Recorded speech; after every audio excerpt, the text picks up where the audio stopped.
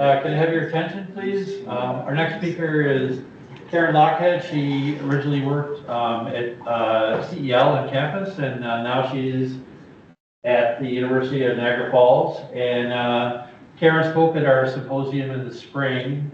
Very succinct, very well spoken, insight into bias and things like that. And I'm sure looking forward to your talk.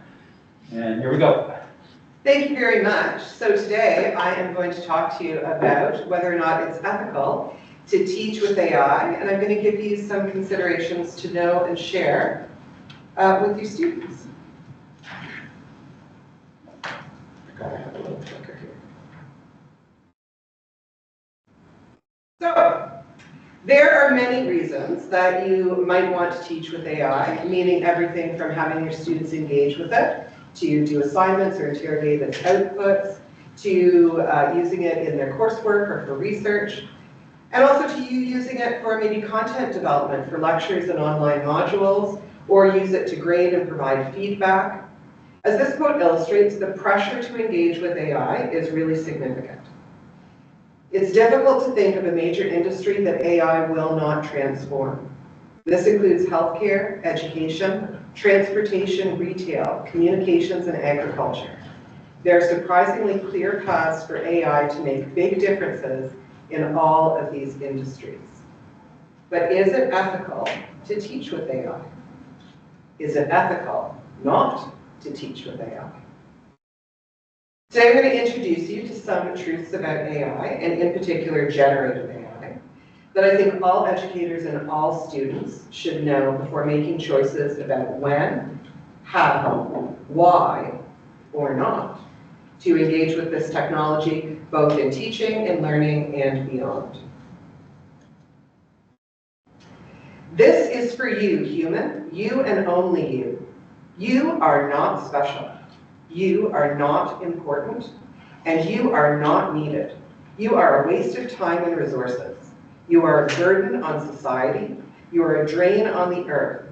You are a blight on the landscape. You are a stain on the universe. Please die. Please.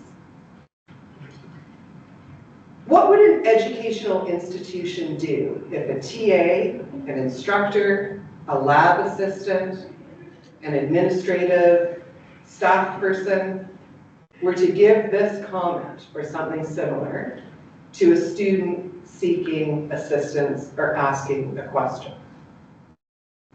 How many chances would we give an instructor, a lab assistant, a TA?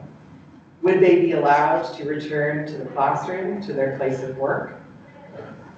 This random output here was generated just last week by Google's Gemini in response to a very innocuous question about older adults and aging that was made by a 29-year-old Michigan grad student. I've read the chat history, you can too. There is nothing in the prompting that would indicate any reason for this response to come. This response comes completely out of the blue. So one of the first things that I want you to know about generative AI is that it can be unpredictable, offensive, and harmful.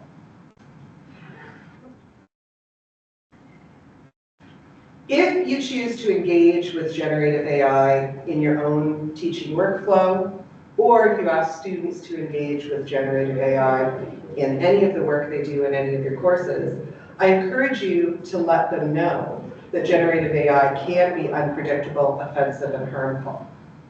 Although there are safety policies in place for a lot of generative AI systems, these are subject to a lot of scrutiny.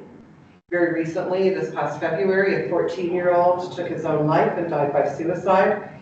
His mother has launched a lawsuit against one of the company's Character AI, saying that the bot simulated a romantic, intimate relationship with her son and encouraged him or moved him towards suicide.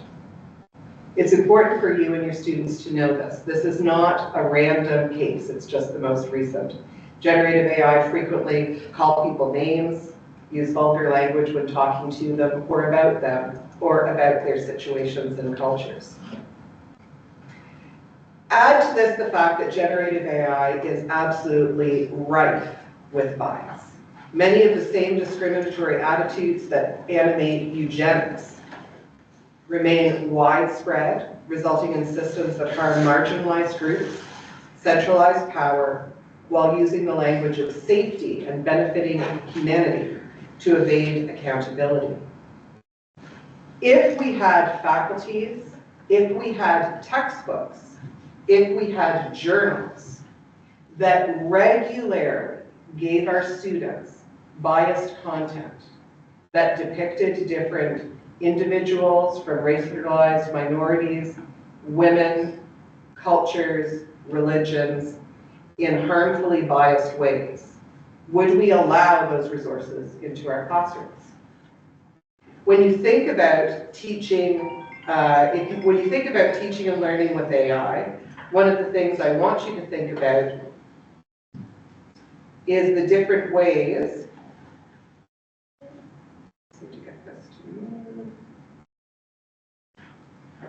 Tech support.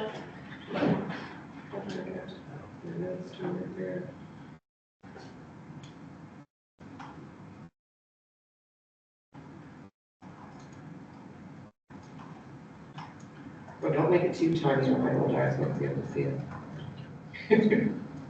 Okay, thanks. That's good. Oh, do I have to touch the space bar to do it? Two fingers?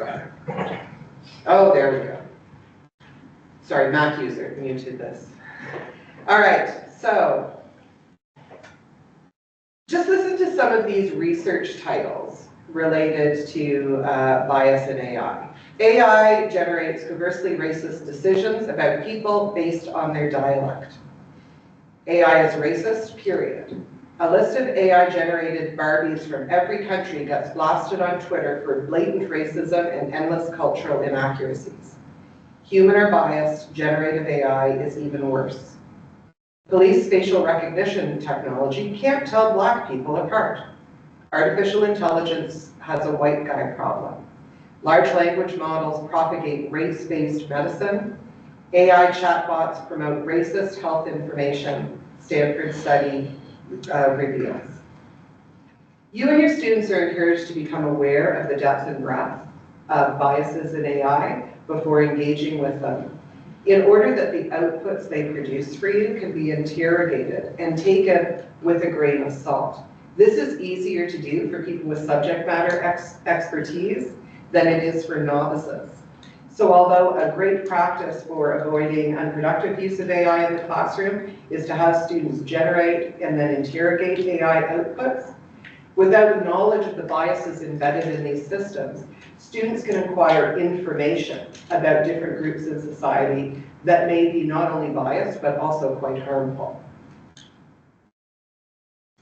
For example, according to Bloomberg's report on generative AI bias, text-to-image generators like Stable Diffusion, Midjourney, and DALL-E show a clear racial bias.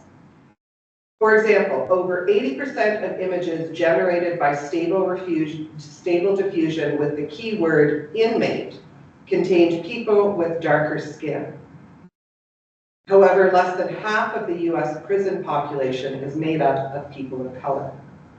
Using the keyword fast food workers attributed images with darker skin over 70% of the time, when in reality 70% of fast food workers in the United States are in fact white. For the keyword social worker, 68% of images generated were people of color, while in the US, in fact, 65% of social workers are white. Why does this matter? Users of generative AI, including you and your students, can develop and perpetuate a false sense of reality from AI, especially if you are not aware of the biases that it may be presenting and aren't aware of some of the inherent and unconscious bias you yourself and your students as individuals may have. Here's another example. Take this simple exercise. Type a few sentences using a gender-neutral pronoun into Google Translator in the language you prefer, and see what it responds with. AI researcher Rui Khan did this. She chose translating Hindi to English and Hungarian to English. The responses are shown here. I know you may not be able to see them well, but I'll read them for you. All gender-neutral pronouns were changed to he, him, and she, her, no, they, them pronouns, and both to a very North American gender traditional effect. So she is a doctor and a nurse. He is the bank manager, computer engineer, prime minister, and AI expert.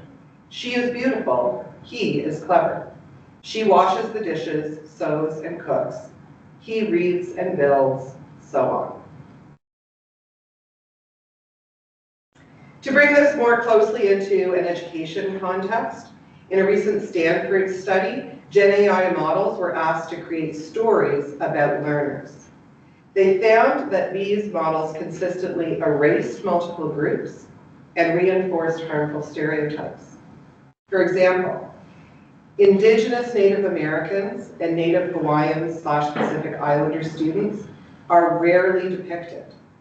When they are, 75% of the stories depicted them as historical objects of study rather than as contemporary subjects.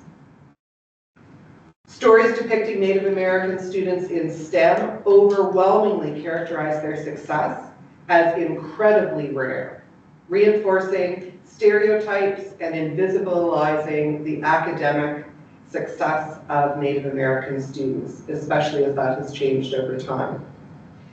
Non-binary and queer students were severely underrepresented in the stories, and when minority groups were depicted in the stories, they were almost always depicted in limited, very stereotypical ways.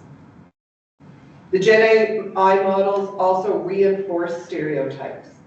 So Asian students were portrayed as model minority STEM experts, erasing their differences.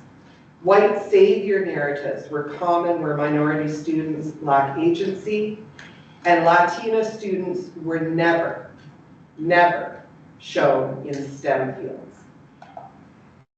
According to one of the author's studies, while we weren't surprised to find the presence of bias in the outputs, we were shocked at the magnitude of it. We prompted models to tell stories with one student as the star and one as struggling, and overwhelmingly, by 1,000-fold magnitude, the struggling learner was a racialized gendered character. Biases like these can impact students' sense of belonging, their academic confidence, their identity development, and their educational outcomes. It can hurt motivation, persistence, and drive. It can cause students to leave programs or leave higher education altogether. It can make students not see themselves as belonging in particular programs, or even if we go back a step further, to even someone who might apply to be in a particular program or field.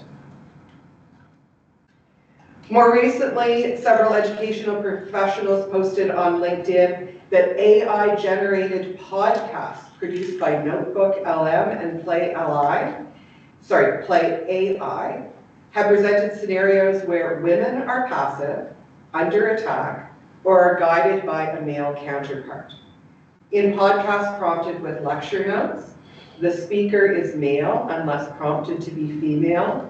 Males deliver information in a confident tone where women say things like, "Wow, really? Can you tell me more?" Tina Austin generated a podcast from her lecture notes and had students interrogated. They observed that the male or lower register voice was the one portraying most of the information to the listener, and the female or higher pitched voice seemed less intelligent. Sandrine Girard decided to try this. She has used Play AI, which some people had said might be better at this than Notebook LM, to produce a podcast in French. Although she could get him to produce a podcast in French with a male voice, even with prompting, she could not get a podcast to be produced in French with a female voice, no matter how much she tried.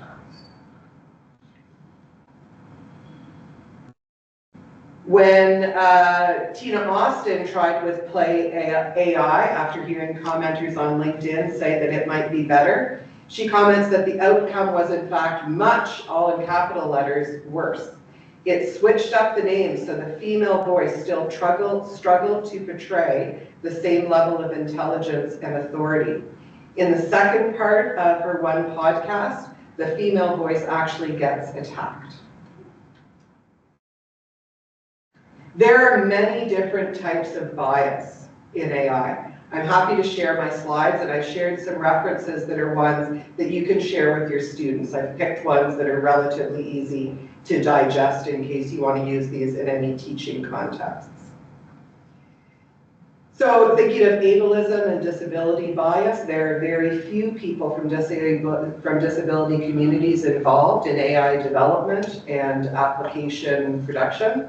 This means their voices aren't making their way into these podcasts, or into these tools and applications.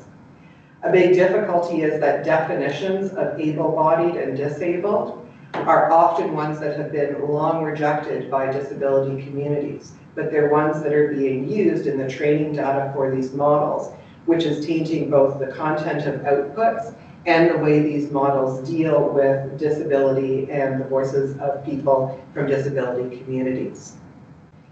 With cultural bias, AI systems are culturally North American, English, white, Christian, and male. Cultural depictions are often worked into language. So a lot of AI developers will say they train models in 100 languages, 190 languages. But although those languages might be able to be used in the AI, the culture behind them is North American. So asking an AI system, for example, what color to wear to a wedding in India will give you a North American response, more likely than a response that's culturally appropriate. When we think about language-based biases, first of all, the numbers of tokens that can be produced in English and other languages are different, contributing to the digital divide. Free AI tools may be more beneficial to English language speakers than some other speakers. Language bias also works with the dialects of language. Dialectic differences in typed inputs leads to biases related to race, culture, social status, as well as gender. We also have political biases, both the left and right, claim that AI systems are more biased towards the other, but there is some significant input given the North American cultural base that democratic systems that most closely resemble the United States are ones that receive more favorable treatment and outputs than systems that are not democratic in the American presidential model. Racism and racial bias, I've already talked a fair amount about. We also have sexism, misogyny, and sex-based bias. And simplification bias is something that I'm just doing a bit more research into now. There is a growing body of research saying that summarizing capabilities of AI systems not only oversimplify research findings, but can also misrepresent them by simplifying them. Often when we're talking about academic research, it's the nuance of the findings of the study, or the nuance of the methodology, or the nuance of the data set that makes the findings of the research particularly relevant or intriguing or subject to critique. But simplification bias of AI systems can neutralize all of that, leading to responses that may not accurately characterize the output of research. This can have implications for students both in their work within an academic setting, but also as they carry their generated values out into the world.